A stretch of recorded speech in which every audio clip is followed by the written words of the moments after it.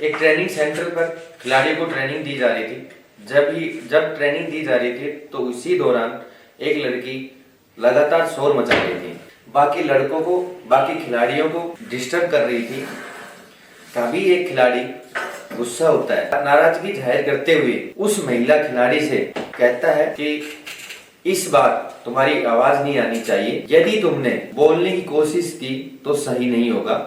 उसे डांट कर शांत करा देता है। उसके बाद वो ट्रेनिंग लेता है और ट्रेनिंग लेकर वो वहां से चला जाता है।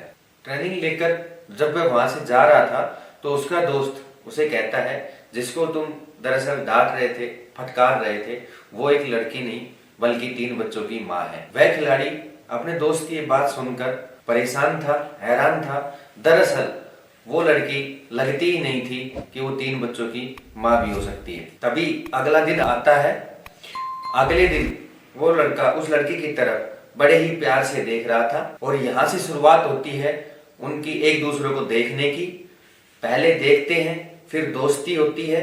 दोस्ती कब प्यार में बदल जाती है ये उन लोगों को पता ही नहीं चलता है। उसके बाद यह प्यार उनको इतना भारी पड़ेगा, दरअसल उन्होंने ये कभी सोचा ही नहीं था। 1 2 नहीं बल्कि 5 कत्ल हो जाते हैं।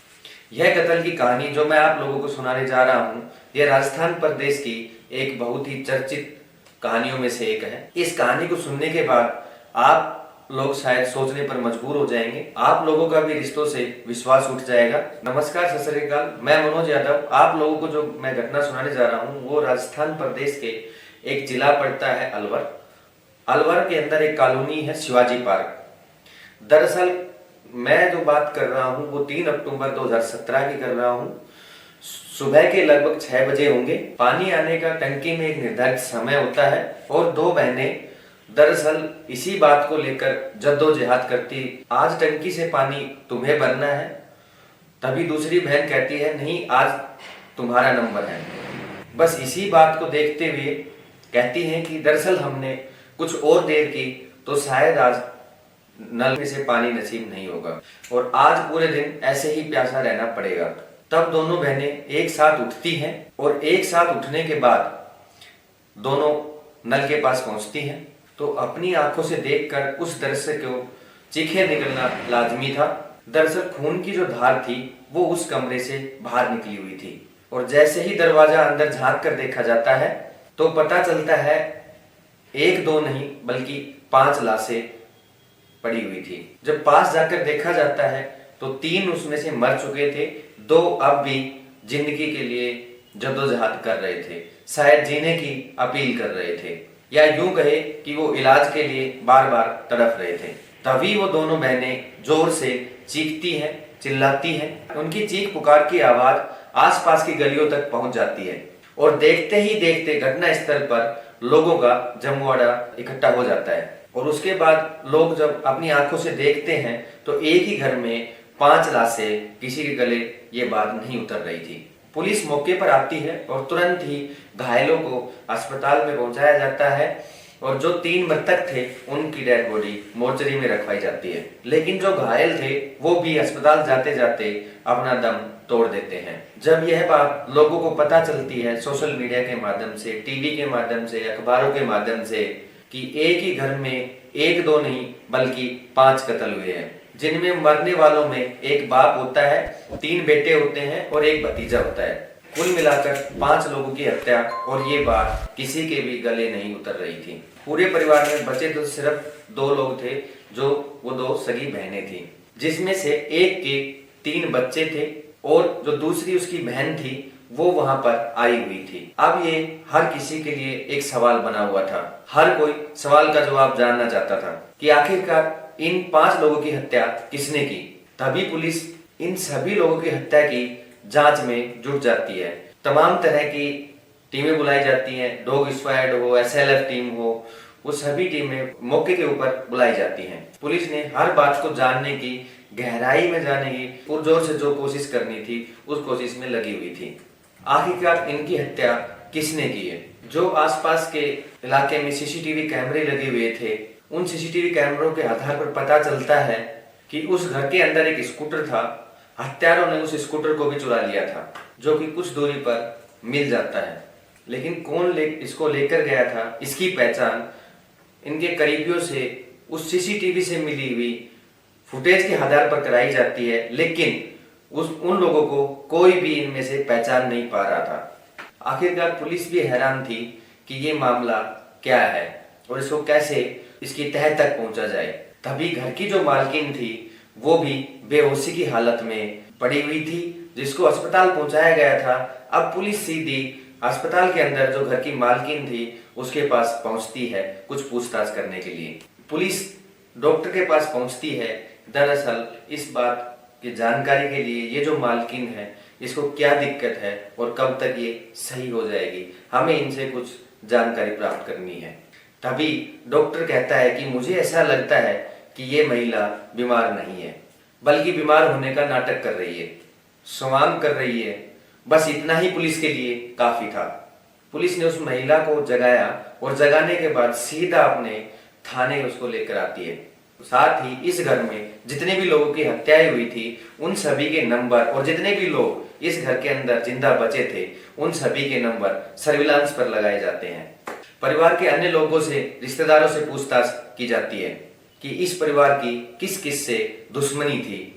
तभी पुलिस को ऐसा कोई क्लो मिल नहीं रहा था। तभी इस घर की जो मालकिन होती है उसी से एक क्लो मिलता है, जिसका मालकिन का जो नाम है वो होता है संतोष शर्मा उर्फ संध्या। बेहद ही खूबसूरत ताइक्वांडो महिला थी। वह कोचिंग लेती भी है और कोचिंग देती भी है। उसके 3 बेटे होते हैं। एक बेटा अमन जिसकी उम्र 17 साल, एक बेटा हैप्पी जिसकी उम्र 14 साल, एक बेटा लक्की जिसकी उम्र 9 साल होती है और उसके पति का नाम बनवारी लाल शर्मा होता है जिसकी उम्र 45 वर्ष होती है। साथ ही इनका एक भतीजा निक्की होता है जिसकी उम्र 15 साल होती है। ये सभी उसमें मारे जा चुके होते हैं। उधर पुलिस ने इस महिला के नंबर सर्विलांस पे लगा रखे थे जिसकी सीडीआर पुलिस निकलवाती है, तो इसमें एक बेहद चौंकाने वाला नाम हनुमान जाट निकल के आता है जिसकी उम्र 24 साल होती है। ये लड़का कोई और नहीं बल्कि उदयपुर से बीपी एड करने के लिए अलवर आया हुआ था और ताइक्वांडो की वो ट्रेनिंग ले रहा था। पुलिस इसको भी गिरफ्तार करती है और जब इन दोनों को आमने सामने बिठाकर पूछताछ की जाती है तो वाकई चौंकाने वाली बात सामने आती है, जिसको सुनने के बाद शायद आपके भी रोंगटे खड़े हो जाए। यह 2014 की बात है। यह महिला ताइक्वांडो की ट्रेनिंग ले रही थी। इसी दौरान ये लड़का पढ़ते पढ़ते सीधा ताइक्वांडो ट्रेनिंग सेंटर पर आता है और इस महिला को लड़की कहकर संबोधित करता है। ये बात महिला खिलाड़ी को बहुत ज्यादा पसंद आती है क्योंकि इसकी उम्र ज्यादा थी और वो देखने में लगती नहीं थी। दोनों को इसी बात से प्यार हो जाता है। प्यार कुछ इस कदर होता है कि दोनों एक दूसरे के साथ संबंध में रहने लगते हैं और एक दिन उसी का लड़का जिसका नाम अमन होता है वो अपनी मम्मी को इस खिलाड़ी के साथ संबंध बनाते हुए देख लेता है और यही बात अपने पापा को जाकर कहता है कि पापा, मैंने मेरी मम्मी को किसी लड़के के साथ देखा है। वो लड़का उस महिला से ठीक 11 साल छोटा था। 11 साल छोटे लड़के के साथ वह अपने अवैध संबंधों में थी और अपना जीवन जी रही थी। ये बात उसके पति और उसके बेटे को बिल्कुल पसंद नहीं थी। संतोष के पति ने उसको बार बार टोकना शुरू किया, समझाना शुरू किया और यही बात नागवारा निकली। संतोष के पति ने संतोष को समझाने की काफ़ी कोशिशें की। उसने बोला कि आप 3 बच्चों की माँ हैं, ये बातें आपको शोभा नहीं देती, लेकिन ये महिला थी कि बात मानने को तैयार ही नहीं थी। वह अपने प्रेमी के साथ एक अवैध संबंधों में खुशहाल जिंदगी जीने की कोशिश कर रही थी और यही वजह थी कि उसने एक दिन उस लड़के को कहा कि मैं तुमसे शादी करना चाहती हूँ और हम लोग शादी करेंगे और एक खुशहाल जिंदगी जिएंगे, लेकिन इस बात से मेरे पति और मेरा लड़का कभी भी सहमत नहीं होगा। 3 महीने तक लगातार ये लोग ये सोचते रहे आखिरकार इनको रास्ते से हटाए तो हटाए कैसे। तभी इन्होंने प्लान बनाया क्यों ना अपने पति को मार दिया जाए और अगर बच्चे इसका विरोध करें तो साथ ही बच्चों को भी मार दिया जाए। लेकिन शायद वो नहीं जानती थी कि क्राइम कितने ही सातिराना तरीके से किया जाए, क्राइम कभी छुपता नहीं है। 2 अक्टूबर 2017 को उसने अच्छे पकवान बनाए और साथ में रायता भी बनाया था।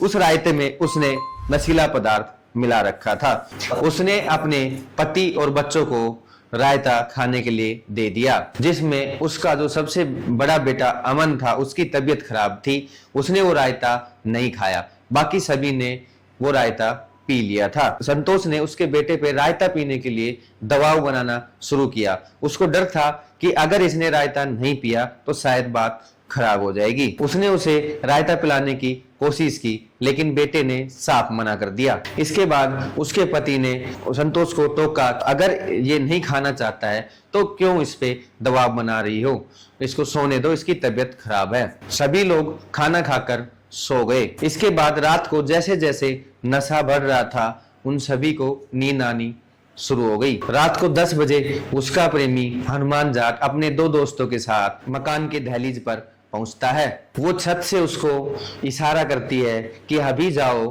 रात को लेट आना, अभी अच्छी तरह से सोए नहीं है। इसके बाद रात को 1 बजे हनुमान जाट अपने उन्हीं 2 दोस्तों के साथ घर के दहलीज पर आता है। उसको पहले से ही घर के दरवाजे खुले मिलते हैं, क्योंकि इस घर की जो मालकिन होती है वो संतोष शर्मा ही होती है, जो इन सभी को अंदर आने देती है। सबके सब नशे में सोए हुए थे। सबसे पहले जो चाकू चलाया जाता है तो संतोष के पति बनवारी लाल शर्मा, जिसकी उम्र 45 वर्ष थी, जो अपने कमरे में सोया हुआ था, और साथ ही जो हनुमान जाट अपने जो दोस्त किराए के 2 दोस्तों को लेके आया था, उनमें से दोनों ने हाथ पैर पकड़े हुए थे। उसका जो प्रेमी होता है वो बड़ी ही बेरहमी से संतोष के पति का गला रेत देता है। साथ ही जब हनुमान जाट संतोष के पति का गला रेत रहा था, उसके मरते हुए एक अजीब सी आवाज निकलती है, जिससे उसका लड़का अमन, जो कि बीमार था, वो जाग जाता है। अमन ने शोर मचाने की कोशिश की तो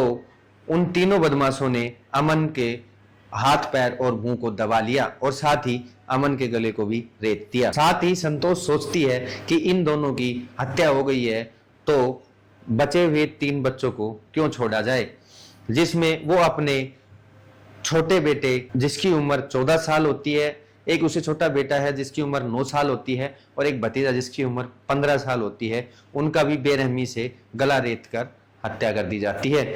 जिसमें संतोष का जो पति और बेटा है, बड़ा बेटा था अमन, वो अभी भी जिंदगी की जीने की जद्दोजहद कर रहे थे, वो भी पूर्णतः मरे नहीं थे। सुबह दिन निकल चुका था और वो संतोष का पति और बड़ा बेटा अब भी तड़प रहे थे। अगर उनको समय पे इलाज मिल जाता तो शायद दोनों की जिंदगी बच जाती। लेकिन जब इन 5 की हत्या होती है तो पुलिस वाले इस बात का खुलासा करते हैं और इन दोनों ने इस बात को, संतोष और हनुमान ने इस बात को एक्सेप्ट भी किया कि हाँ, हत्या हमने की है। सभी लोग हैरान थे, परेशान थे कि आखिर ऐसी घटनाएं समाज में क्यों होती हैं। तभी जो हत्यारा हनुमान जाट होता है वो कहता है कि मैं इससे 10 से 11 साल छोटा हूं और ये महिला जिसका नाम संतोष था, ये मेरे से बहुत ज्यादा इम्प्रेस थी, और हम दोनों जब भी शारीरिक संबंध बनाते थे तो ये महिला मुझे कहती थी कि जो शारीरिक सुख आप मुझे देते हो वो मुझे मेरा पति नहीं दे पा रहा है, बल्कि रोज छोटी छोटी बातों के लिए चिक चिक करता रहता है। लेकिन इससे भी बड़ी हैरानी की बात यह थी कि इस महिला के जो 2 बड़े बेटे थे, अमन और उससे जो छोटा बेटा था हैप्पी, वो दोनों ही ताइक्वांडो के राष्ट्रीय खिलाड़ी होते हैं। शायद वो आज जिंदा होते तो देश के लिए 1 या 2 मेडल जरूर लेके आते, देश में और विदेश में अपना नाम रोशन करते।